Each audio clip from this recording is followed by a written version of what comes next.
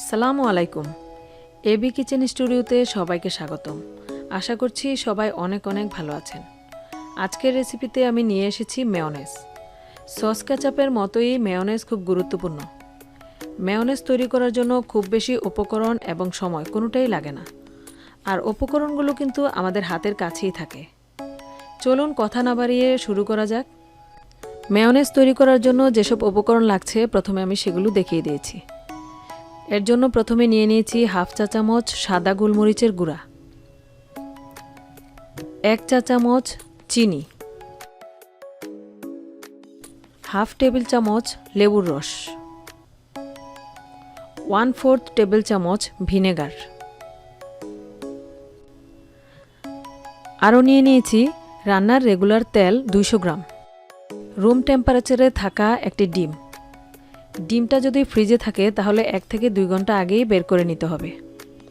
প্রথমে আমি একটা ব্লেন্ডার জাগে দিয়ে দিচ্ছি ডিমটি, তারপর দিয়ে দিব হাফ চা চামচ গোলমরিচের গুঁড়া, 1 চা চামচ চিনি, 1/4 চা চামচ ভিনেগার, হাফ টেবিল চামচ লেবুর রস আর পরিমাণ মতো লবণ।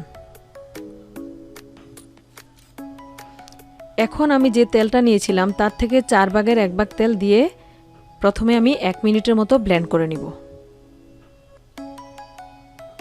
আর এই তেলটা আমি 4 বারে ব্যবহার করব। 1 মিনিট ব্লেন্ড করা হয়ে গেলে আমি আরও কিছুটা তেল দিয়ে আরও 30 সেকেন্ডের মতো ব্লেন্ড করে নিব। এভাবে করে করে সম্পূর্ণ তেলটুকু ব্যবহার করব এবং প্রতিবার তেল দিব আর 30 সেকেন্ড করে ব্লেন্ড করে নিব। সম্পূর্ণ তেল দিয়ে ব্লেন্ড করতে করতে তৈরি হয়ে যাবে মেয়োনেজ। তবে মেয়োনেজ কিন্তু খুব বেশি সময় ধরে ব্লেন্ড করলে পারফেক্ট হবে না। সব মিলে 3 থেকে 4 মিনিটের মতো ব্লেন্ড করলেই মেয়োনেজ সম্পূর্ণ রেডি হয়ে যাবে। আর ডিমটা যদি বড় সাইজের হয় সেক্ষেত্রে 1 কাপ অর্থাৎ 250 গ্রামের মতো তেল লাগতে পারে। আমি এখানে একটা মিডিয়াম সাইজের ডিম নিয়েছি, তাই 200 গ্রাম তেলেই আমার মেয়োনেজটা পারফেক্ট হয়ে যাবে। আপনারা দেখতেই পাচ্ছেন আস্তে আস্তে আমার মেয়োনেজটা ঘন হয়ে আসছে। আর এভাবে প্রতিটা স্টেপ ফলো করলে আপনাদের তৈরি মেয়োনেজও হবে পারফেক্ট। এখন আমি মেয়োনেজটা ঢেলে দেখাচ্ছি। কতটা ঘন এবং পারফেক্ট হয়েছে সেটা নিশ্চয়ই আপনারা দেখেই বুঝতে পারছেন। আপনারাও যদি এরকম পারফেক্ট মেয়োনেজ বানাতে চান, আমার দেখানো প্রতিটি স্টেপ অ্যান্ড টিপস ফলো করবেন।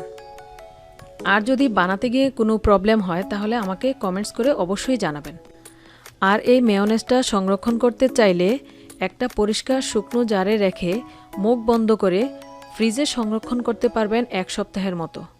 যদি আরও বেশি দিন সংরক্ষণ করতে চান তাহলে ভিনেগার একটু বাড়িয়ে ব্যবহার করলেই হয়ে যাবে। আশা করছি আমার আজকের রেসিপিটি আপনাদের ভালো লাগবে এবং কাজে আসবে। ভিডিওটি ভালো লাগলে একটা লাইক দিবেন এবং চ্যানেলটি সাবস্ক্রাইব করে পাশেই থাকবেন। আল্লাহ হাফেজ।